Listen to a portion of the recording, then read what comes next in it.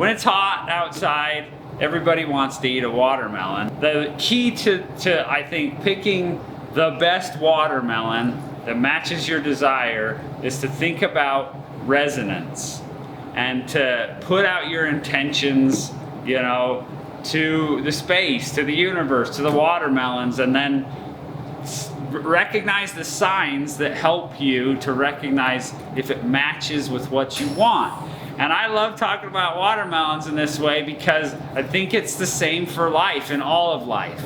And watermelons are great teachers. So let's just talk about that for just a quick minute here. So if you were to hold those as your intentions, what kind of things would you be able to, you know, see within a watermelon to be able to notice that stuff? Well, you know, everybody knows that the color, you know, this is the spot that it sat on the ground. We call it the belly of the watermelon. And this is the easiest thing to kind of look at. If it started to turn yellow, then that means that the inside has started to turn red. So that's how you kind of tell what the color is going to look like. But really, the depth of that yellow doesn't always indicate that it's going to be a good watermelon. It's not the best way to choose a watermelon. You know, the other things are that we want it to be sweet, and we want it to be crispy, and we want it to be full. Well, those are kind of all related to one concept, and those can all be understood through resonance. And I just want to give you a little tiny example of what that means. If I have this cup of water and it's full of water, I put it down here, and I thunk it like this, can you hear the sound? It's almost full. I'm gonna just pour a little bit out here. If we pour a little bit out, can you see the difference in that sound?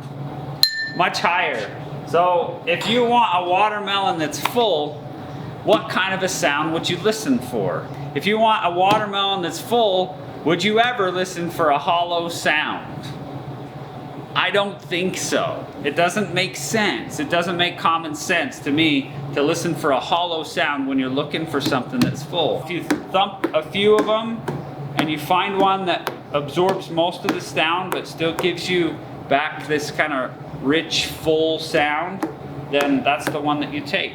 And usually what I'll do to double check myself is find another one that I really like that's about the same size and pick it up and notice which one's heavier. And that's going to give you another clue of you know, which one is more full and more ready. So that's how we figure out what resonates with us within a watermelon. You got to think about what you want and then how you can observe that by listening to the voice of the watermelon coming back to you. And a good sign, like when you're cutting the watermelon, to know if you made a good choice while you're cutting it, is it'll a lot of times start to break out in front of your knife. That means it's so full it's just ready to pop. What we enjoy is really what resonates with us, you know, the most. And so even though you could get something, you know, you could have the sweetest, reddest, juiciest candy in the whole world, but if it's not the candy that you like, it's not gonna really touch you, you know, it's not gonna feed you like you wanna be fed. And that's why I think it's best to learn to just, you know, interact with your food in an intimate way and to listen to it. And to listen to what speaks back to you. That's the way that we're really fed, you know, because it's not just about being juicy or sweet. It's about what supports you, you know, where you're at. And I think that's why I love interacting with the watermelon, is that it really can speak back to you and help you, you know, to know what's gonna make sense for you, what's gonna feel like it matches your energy for the day that you're gonna eat it. I love this one. Tastes like sunshine. Maybe I need sunshine today.